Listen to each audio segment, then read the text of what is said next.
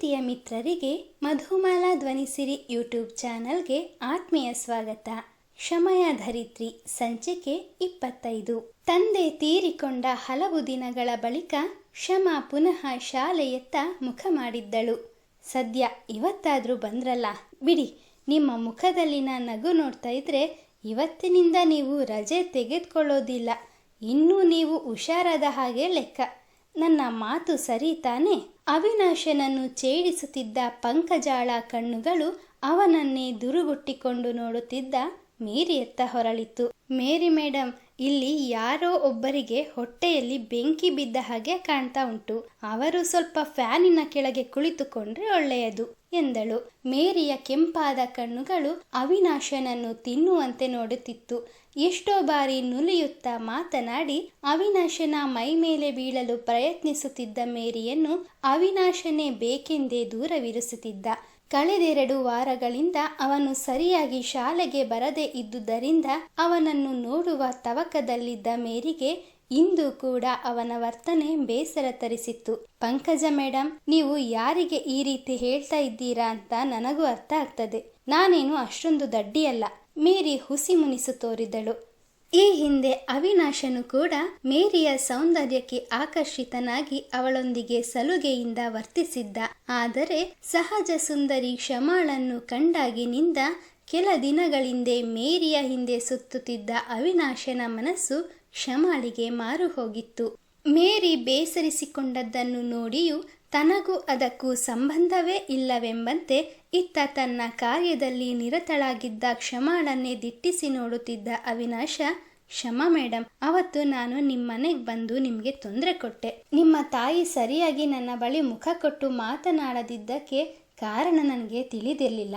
ದಯವಿಟ್ಟು ಕ್ಷಮಿಸಿ ಎಂದು ಕೈ ಮುಗಿದನು. ಅಷ್ಟರವರೆಗೂ ತನ್ನ ಪುಸ್ತಕ ಹಿಡಿದು ತನ್ನ ಕೆಲಸದಲ್ಲಿ ಮುಳುಗಿದ್ದ ಕ್ಷಮ ತಲೆ ಎತ್ತಿ, ಪರವಾಗಿಲ್ಲ ಸರ್, ನೀವು ತಪ್ಪೆ ಮಾಡಿಲ್ಲ ಅಂದಮೇಲೆ ಕ್ಷಮೆ ಎಂತ ಕೇಳ್ತೀರಾ?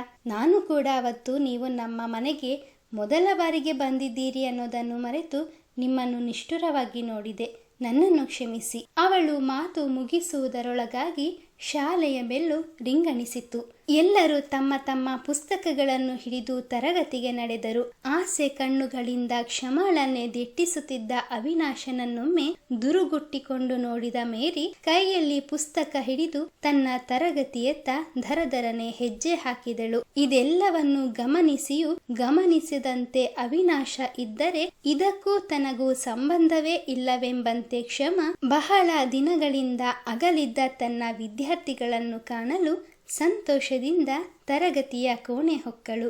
ಏನಮ್ಮ ಮೈತ್ರಿ, ಬಹಳ ದಿನಗಳ ನಂತರ ಗೆಳತಿಯ ನೆನಪಾಯ್ತು ಅಂತ ಕಾಣುತ್ತೆ. ಎಷ್ಟು ದಿನ ಆಯ್ತು ನಿನ್ನನ್ನು ನೋಡಿ, ಬಾ ಒಳಗೆ. ಕ್ಷಮ ಕೆಲಸದಿಂದ ಇನ್ನೇನು ಬಂದು ಬಿಡ್ತಾಳೆ. ಶ್ಯಾಮಲಾ ಮೈತ್ರಿಯನ್ನು ಆದರದಿಂದ ಬರಮಾಡಿಕೊಂಡರು. ಹೌದು ಅಮ್ಮ, ಕಡೆ ಬರ್ಲಿಕ್ಕೆ ಸಮಯವೇ ಇರ್ಲಿಲ್ಲ. ನಾನು ಸಮಯ ಆದಾಗಲೆಲ್ಲ ಕ್ಷಮಾಳೊಂದಿಗೆ ಫೋನಿನಲ್ಲಿ ಮಾತನಾಡ್ತಾ ಇರ್ತೇನೆ. ಕ್ಷಮಾ ಹೇಳ್ತಾ ಇದ್ಲು, ಅಂಕಲ್ ಹೋದ್ಮೇಲೆ ನೀವು ಬಹಳ ಸೊರಗಿದ್ದೀರಾ ಅಂತ. ಯಾಕಮ್ಮ, ಹಾಗೆ ಹೋದದ್ದರ ಬಗ್ಗೆ ಯೋಚನೆ ಮಾಡಿ ನಿಮ್ಮ ಆರೋಗ್ಯವನ್ನು ಹಾಳು ಮಾಡಿಕೊಳ್ತಾ ಇದ್ದೀರಾ? ಈಗ ಮನೆಗೆ ಹಿರಿಯರು ಅಂತ ಇರೋದು ನೀವು ಮಾತ್ರ. ನಿಮಗೂ ಕೂಡ ಆರೋಗ್ಯ ಕೆಟ್ಟರೆ ಮಕ್ಕಳ ಗತಿ ಏನು? ಅಂದ ಹಾಗೆ ಅಮೃತ ದೀಪಕ್ ಎಲ್ಲಿಯೂ ಕಾಣ್ತಾ ಇಲ್ಲವಲ್ಲ? ಅವರಿನ್ನೂ ಶಾಲೆಯಿಂದ ಬರಲಿಲ್ಲವಾ? ಸಹಜವಾಗಿ ವಿಚಾರಿಸಿದಳು. ಅಯ್ಯೋ, ಅವರ ಬಗ್ಗೆ ನಿನ್ಗೆ ಗೊತ್ತಿಲ್ವಾ ಮೈತ್ರಿ? ಶಾಲೆಯಿಂದ ಬಂದ ಕೂಡಲೇ ಆಡೋದಕ್ಕೆ ಹೋಗ್ಬಿಡ್ತಾರೆ. ಕ್ಷಮಾ ಹೊರಗೆ ಹೋಗಿ ದುಡ್ಕೊಂಡ್ ಬರ್ತಾಳೆ. ಇವರಿಬ್ರು ತಿಂದು ಅರಗಿಸೋದಕ್ಕೆ ಹೊರಗೆ ಹೋಗ್ತಾರೆ. ಶ್ಯಾಮಲಾ ಬೇಸರದಿಂದ ನುಡಿದರು. ಎಂತಕ್ಕಮ್ಮ ಈ ರೀತಿ ಮಾತಾಡ್ತೀರಾ? ಅವರಿನ್ನು ಮಕ್ಕಳು, ಹೊರಗೆ ಹೋಗಿ ಆಡಿಕೊಂಡು ಬರಲಿ ಬಿಡಿ. ಧರಿಸಿದ್ದ ಚಪ್ಪಲಿಯನ್ನು ಬಾಗಿಲಿನ ಮೂಲೆಯಲ್ಲಿ ಬಿಟ್ಟು ಒಳ ಬಂದ ಕ್ಷಮ, ಅರೆ ಮೈತ್ರಿ, ನೀನ್ ಯಾವಾಗ ಬಂದೆ? ಒಂದು ವಾರದ ಹಿಂದೆ ಫೋನ್ ಮಾಡಿದ್ದೆಯಲ್ಲ, ಮನೆಗೆ ಬರುವ ವಿಷಯವನ್ನು ಹೇಳಲೇ ಇಲ್ಲ. ಈಗ ಬಂದೆ ಎಂದು ಬಚ್ಚಲಿಗೆ ತೆರಳಿ ಕೈಕಾಲು ತೊಳೆದು ಬಂದು ಗೆಳತಿಯ ಪಕ್ಕ ಕುಳಿತಳು. ಶ್ಯಾಮಲಾ ಅಡುಗೆ ಮನೆಗೆ ತೆರಳಿ ಇಬ್ಬರಿಗೂ ಚಹಾ ತಯಾರಿಸಿಕೊಂಡು ಬಂದರು. ಒಂದು ಗುಟುಕು ಚಹಾ ಗಂಟಲಿಗಿಳಿಸಿದ ಮೈತ್ರಿ, ಹೌದು ಮಾರೈತಿ, ನಿಮಗೊಂದು ಮುಖ್ಯವಾದ ವಿಷಯವನ್ನು ಹೇಳಬೇಕಿತ್ತು. ಅದನ್ನು ಫೋನಿನಲ್ಲಿ ಹೇಳಲಿಕ್ಕೆ ಆಗುವುದಿಲ್ಲ, ಅದಕ್ಕೆ ಮನೆಗೆ ಬಂದಿದ್ದೇನೆ ಎನ್ನುತ್ತಾ ಕೈಯಲ್ಲಿ ಹಿಡಿದಿದ್ದ ಚಹಾವನ್ನು ಮೇಜಿನ ಮೇಲಿರಿಸಿ ಬ್ಯಾಗಿನಿಂದ ಲಗ್ನ ಪತ್ರಿಕೆ ಹೊರತೆಗೆದು ಶ್ಯಾಮಲಾರ ಕೈಗಿತ್ತಳು. ಮೈತ್ರಿ, ಯಾರದ್ದಮ್ಮ ಮದುವೆ? ಲಗ್ನ ಪತ್ರಿಕೆ ಕೈಯಲ್ಲಿ ಹಿಡಿದಿದ್ದ ಶ್ಯಾಮಲಾ ಅದರಲ್ಲಿ ಬರೆಯಲಾಗಿದ್ದ ಮದನ್ ವಿವಾಹ ಮೈತ್ರಿ ಎಂಬ ಅಕ್ಷರಗಳನ್ನು ಓದುತ್ತಲೇ ಆಶ್ಚರ್ಯಗೊಂಡರು. ಬೆರಗು ಗಣ್ಣಿನಿಂದ ಮೈತ್ರಿಯನ್ನೇ ದಿಟ್ಟಿಸುತ್ತಾ, ಮಗಳೇ ಮೈತ್ರಿ, ಮದುವೆ ನಿನ್ನದ? ಈ ಹಿಂದೆ ಸಾಕಷ್ಟು ಬಾರಿ ಮನೆಗೆ ಬಂದಿದ್ರು, ಗುಟ್ಟು ಬಿಟ್ಟು ಕೊಡ್ಲೇ ಇಲ್ವಲ್ಲ ಕಳ್ಳಿ ಎಂದು ಸಂತೋಷದಿಂದ ನಗು ಬೀರಿದರು. ಮದುವೆಯೇ ಬೇಡವೆನ್ನುತ್ತಿದ್ದ ಗೆಳತಿ ಇದೀಗ ಲಗ್ನ ಪತ್ರಿಕೆಯೊಂದಿಗೆ ಮನೆಗೆ ಬಂದಿರುವುದನ್ನು ಕಂಡು ಆಶ್ಚರ್ಯಗೊಂಡ ಕ್ಷಮ, ಮೈತ್ರಿ, ನಾನು ನೋಡ್ತಾ ಇರೋದು ಕನಸಲ್ಲ ತಾನೆ? ಇಷ್ಟು ಬೇಗ ನೀನು ಮದುವೆಗೆ ಒಪ್ಪಿಕೊಂಡಿದ್ದೀಯ ಅಂತ ಅಂದ್ರೆ ಈಗಲೂ ನನಗೆ ನಂಬಲಿಕ್ಕೆ ಸಾಧ್ಯ ಆಗ್ತಾ ಇಲ್ಲ. ಮಾತನಾಡುತ್ತಲೇ ಅಮ್ಮನ ಕೈಯಿಂದ ಲಗ್ನ ಪತ್ರಿಕೆಯನ್ನು ತೆರೆದು, ಹೋ, ಇಂದಿಗೆ ಸರಿಯಾಗಿ 3 ತಿಂಗಳಿಗೆ ಮದುವೆ ನಿಶ್ಚಯ ಆಗಿದೆ. ಇದೆಲ್ಲ ಇಷ್ಟು ಬೇಗ ಹೇಗೆ? ಅನುಮಾನದ ಕಣ್ಣುಗಳಿಂದ ಗೆಳತಿಯನ್ನು ಪ್ರಶ್ನಿಸಿದಳು. ಹೌದು ಮಾರೈತಿ, ಎಲ್ಲವೂ ಬೇಗ ಬೇಗ ನಡೆದು ಹೋಯ್ತು. ಯಾವ ವಿಷಯವನ್ನು ನಿನಗೆ ತಿಳಿಸ್ಲಿಕ್ಕೆ ಆಗಲಿಲ್ಲ. ನೀನು ಅವತ್ತು ಮನೆಗೆ ಬಂದಿದ್ಯಲ್ಲ, ಅದೇ ಅಮ್ಮ ನನ್ನ ಬಳಿ ಮದುವೆಯ ವಿಷಯವನ್ನು ಮಾತನಾಡುತ್ತಿದ್ದ ದಿನ, ಅವತ್ತೇ ಮದನ್ ಮನೆಯವರು ನಮ್ಮ ಮನೆಗೆ ಬಂದಿದ್ರು. ಮದನ್ ನಾನು ಈ ಹಿಂದೆ ಹಲವು ಬಾರಿ ಭೇಟಿಯಾಗಿದ್ದೆವು. ನನಗೂ ಎಲ್ಲೋ ಒಂದು ಕಡೆ ಮದನ್ನ ಮೇಲೆ ಮನಸ್ಸಾಗಿದ್ದು ನಿಜ. ಆದರೆ ಮದುವೆ ನನ್ನ ಓದಿಗೆ ಅಡ್ಡಲಾಗ್ತದೆ ಅಂತ ಮನಸ್ಸಿನಲ್ಲಿನ ಮಾತುಗಳನ್ನು ಯಾರ ಬಳಿಯೂ ಹೇಳಿಕೊಂಡಿರಲಿಲ್ಲ. ಅದಾಗಿ ಕೆಲವು ದಿನಗಳ ನಂತರ ಮದನ್ ನನಗೆ ಕರೆ ಮಾಡಿದ್ರು. ಅವರು ಕೂಡ ನನ್ನನ್ನು ಇಷ್ಟಪಡ್ತಾ ಇದ್ರಂತೆ. ಮದುವೆಯ ಮಾತುಕತೆಯನ್ನು ಮುಂದುವರಿಸಬಹುದಾ ಕೇಳಿದ್ರು. ಆಗ ನನಗೆ ಎಂತ ಹೇಳಬೇಕು ಗೊತ್ತಾಗಲಿಲ್ಲ. ಸಮಯ ಕೊಡಿ ಅಂತ ಕೇಳಿದ್ದೆ. ನಿನ್ನನ್ನೊಮ್ಮೆ ಕೇಳಿ ಎಂತ ಮಾಡೋದು ಅಂತ ನಿರ್ಧಾರ ಮಾಡುವ ಅಂತ ಸುಮ್ಮನಿದ್ದೆ. ಅಷ್ಟರಲ್ಲಿ ಅವರ ತಾಯಿಗೆ ಪುನಃ ಆರೋಗ್ಯ ಕೈಕೊಟ್ಟಿತ್ತು. ಹಾಗಾಗಿ ನಿರ್ಧಾರವನ್ನು ಬೇಗ ತಿಳಿಸಲು ಕೇಳಿಕೊಂಡ್ರು. ಹೇಗೂ ಮದುವೆಯಾದ ನಂತರವೂ ಓದಿಸೋದಾಗಿ ಹೇಳಿದ್ರಲ್ಲ, ಅದಕ್ಕೆ ನಾನು ಕೂಡ ಮದುವೆಗೆ ಒಪ್ಪಿಕೊಂಡೆ. ಆದಷ್ಟು ಬೇಗ ಮದುವೆ ಮಾಡಬೇಕೆಂಬ ತರಾತುರಿಯಲ್ಲಿ ನಿಶ್ಚಿತಾರ್ಥ ಮಾಡೋದು ಬೇಡ ಅಂತ ತೀರ್ಮಾನಿಸಿ ಮದುವೆಯ ದಿನಾಂಕವನ್ನು ನಿಶ್ಚಯಿಸಿದ್ರು ಎಂದು ಎಲ್ಲ ಘಟನೆಯನ್ನು ಗೆಳತಿಯ ಬಳಿ ವಿವರಿಸಿದಳು. ಅಂತೂ ಹೇಗೋ ಮದುವೆಗೆ ಒಪ್ಪಿದ್ಯಲ್ಲ ಬಿಡು. ನೀನು ಬಯಸಿದ ಬಾಳು ನಿನ್ನದಾದ್ರೆ ನನಗೆ ಅದೇ ಸಂತೋಷ. ಕ್ಷಮ ಗೆಳತಿಯೊಡನೆ ಸಂತೋಷದಿಂದ ಮಾತನಾಡುತ್ತಿದ್ದರೆ ವ್ಯಾಕುಲತೆಯಿಂದ ಅವಳನ್ನೇ ದಿಟ್ಟಿಸುತ್ತಿದ್ದ ಶ್ಯಾಮಲ ತಮ್ಮ ಮಗಳ ಪರಿಸ್ಥಿತಿಯನ್ನು ನೆನೆದು ಹತಾಶರಾದರು. ಅಮ್ಮನ ಅಂತರಾಳವನ್ನು ಅರಿತ ಕ್ಷಮ, ಅಮ್ಮ, ಮೈತ್ರಿ ಸಂತೋಷದ ಸುದ್ದಿ ತಂದಿದ್ದಾಳೆ, ಅವಳಿಗೆ ಎಂತಾದರೂ ಸಿಹಿ ಕೊಡುವುದಿಲ್ವಾ ಎಂದು ಮಾತು ಬದಲಿಸಿದಳು. ಅಯ್ಯೋ, ನನ್ನ ಮಂಕು ಬುದ್ಧಿಗಿಷ್ಟು. ಮೈತ್ರಿ, ಕೂತ್ಕೋ ಮಗಳೇ, ಒಂದು 10 ನಿಮಿಷ ಏನಾದರೂ ಸಿಹಿ ಮಾಡ್ತೀನಿ ಎಂದು ಅಡುಗೆ ಮನೆಗೆ ತೆರಳುತ್ತಿದ್ದ ಶ್ಯಾಮಲಾರನ್ನು ತಡೆದ ಮೈತ್ರಿ, ಬೇಡಮ್ಮ, ಮದುವೆ ಆದಮೇಲೆ ನಾನು ನನ್ನ ಗೆಳತಿಯೊಂದಿಗೆ ಇರಲಿಕ್ಕೆ ಆಗೋದಿಲ್ಲ. ಅದಕ್ಕೆ ಇನ್ನು ನನಗೆ ಸಮಯ ಸಿಕ್ಕಾಗಲೆಲ್ಲ ನಿಮ್ಮ ಮನೆಗೆ ಬರ್ತಾ ಇರ್ತೇನೆ.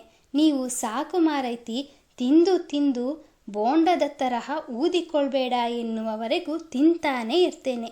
ಈಗ ಹೊತ್ತಾಯಿತು, ಬರ್ತೇನೆ ಎಂದು ತನ್ನ ವ್ಯಾನಿಟಿ ಹಿಡಿದು ಕ್ಷಮ ಹಾಗೂ ಶ್ಯಾಮಲ ಇಬ್ಬರಿಗೂ ತಿಳಿಸಿ ಹೊರ ನಡೆದಳು. ಕ್ಷಮಾಳಿಗೆ ತಕ್ಷಣ ಏನೋ ನೆನಪಾದಂತಾಗಿ ಅವಳನ್ನು ಬಾಗಿಲಿನಲ್ಲಿಯೇ ತಡೆದು ನಿಲ್ಲಿಸಿದವಳು, ಮೈತ್ರಿ, ಹಣವನ್ನು ಆದಷ್ಟು ಬೇಗ ಕೊಡ್ತೇನೆ ಅಂತ ಅಂಕಲ್ಗೆ ಹೇಳಿಬಿಡು ಎಂದಳು. ಯಾವ ಹಣ? ತಿಳಿದರೂ ತಿಳಿಯದವಳಂತೆ ನಟಿಸಿದ ಮೈತ್ರಿ, ನಾನೀಗ ಬಂದದ್ದು ನನ್ನ ಮದುವೆಯ ವಿಷಯ ಹೇಳಲಿಕ್ಕೆ ಎಂದು ಹುಸಿ ಮುನಿಸು ತೋರಿದಳು. ಆಯ್ತು ಮಾರೈತಿ, ಅದಕ್ಯಾಕೆ ಇಷ್ಟೊಂದು ಕೋಪ ಮಾಡಿಕೊಳ್ತೀಯ? ನೀನು ನನ್ನ ಬಳಿ ಹಣ ಕೇಳೋದಕ್ಕೆ ಬಂದೆ ಅಂತ ನಾನಿಲ್ಲಿ ಹೇಳ್ದೆ. ಆ ಹಣವನ್ನು ನಿನ್ನ ಮದುವೆಗಾಗಿ ತೆಗೆದಿಟ್ಟದ್ದು ಅಂತ ನನಗೂ ಗೊತ್ತುಂಟು. ಕಷ್ಟಕ್ಕಾದ ಹಣವನ್ನು ನಿನ್ನ ಮದುವೆಯ ಸಂದರ್ಭದಲ್ಲಿ ಹಿಂದಿರುಗಿಸಬೇಕಾದದ್ದು ನನ್ನ ಜವಾಬ್ದಾರಿ.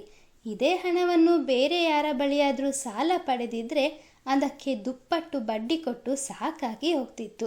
ಅಂತಹುದರಲ್ಲಿ ನೀವು ಬಡ್ಡಿಯನ್ನು ತೆಗೆದುಕೊಳ್ಳದೆ ಕೊಟ್ಟಿರೋ ಹಣವನ್ನು ತೀರಿಸದೇ ಇರೋದಕ್ಕಾಗ್ತದ ಹೇಳು?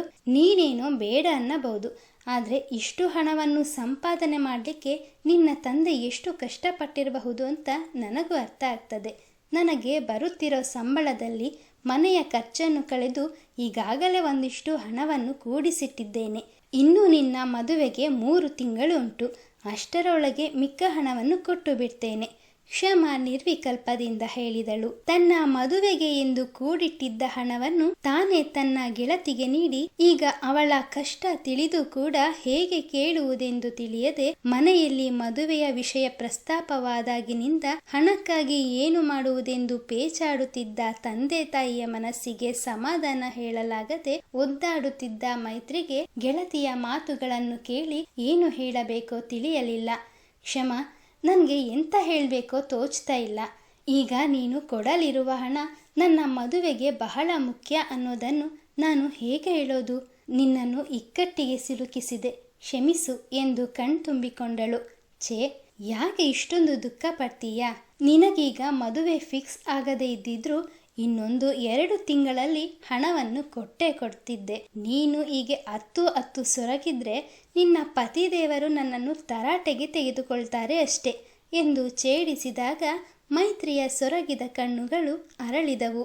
ಸರಿ ಕ್ಷಮ, ನಾನಿನ್ನು ಬರ್ತೇನೆ. ಅಪ್ಪ ಅಮ್ಮ ನಿನ್ನನ್ನು ಬಹಳ ಕೇಳ್ತಾ ಇದ್ರು. ಸಮಯ ಆದಾಗ ಒಮ್ಮೆ ಮನೆಗೆ ಬಂದು ಹೋಗು ಎಂದವಳು ಮನೆಯತ್ತ ಹೆಜ್ಜೆ ಹಾಕಿದಳು. ಕ್ಷಮ ಮೈತ್ರಿ ಹೋಗುವ ದಾರಿಯನ್ನೇ ಏಕತಾನತೆಯಲ್ಲಿ ನೋಡುತ್ತಾ ನಿಂತಳು. ತನ್ನ ಗೆಳತಿಗೆ ಕಂಕಣ ಭಾಗ್ಯ ಕೂಡಿ ಬಂದಿರುವುದು ಅವಳ ಮನಸ್ಸಿಗೆ ಸಂತೋಷವಾಗುತ್ತಿದ್ದರೂ ಇನ್ನು ಮುಂದೆ ತನ್ನ ಕಷ್ಟಗಳನ್ನು ಯಾರ ಬಳಿ ಹೇಳಿಕೊಳ್ಳಲಿ ಎಂದು ಅವಳ ಮನಸ್ಸು ರೋಧಿಸಿತು. ತಾನು ಹೀಗೆ ಮಂಕಾಗಿ ಇದ್ದರೆ ಅಮ್ಮ ನನ್ನ ಮದುವೆಯ ಬಗೆಗೆ ಚಿಂತಿಸುತ್ತಾರೆ ಎಂದರಿತು ನಗುತ್ತಾ ಒಳನಡೆದಳು. ನಿರೀಕ್ಷಿಸಿ ಮುಂದಿನ ಸಂಚಿಕೆಯಲ್ಲಿ. ಪ್ರೀತಿಯ ಮಿತ್ರರೇ, ಕಥೆಯ ಬಗ್ಗೆ ನಿಮ್ಮ ಅನಿಸಿಕೆ ಅಭಿಪ್ರಾಯಗಳನ್ನು ದಯವಿಟ್ಟು ಕಮೆಂಟ್ನ ಮೂಲಕ ಹಂಚಿಕೊಳ್ಳಿ. ಹಾಗೆ ನೀವಿನ್ನೂ ನಮ್ಮ ಚಾನಲನ್ನು ಸಬ್ಸ್ಕ್ರೈಬ್ ಮಾಡ್ಕೊಳ್ಳದೆ ಕೇಳ್ತಾ ಇದ್ದೀರಾ ಅಂದರೆ ಸಬ್ಸ್ಕ್ರೈಬ್ ಮಾಡಿಕೊಂಡು ನಮ್ಮನ್ನು ಪ್ರೋತ್ಸಾಹಿಸಿ. ಧನ್ಯವಾದಗಳು.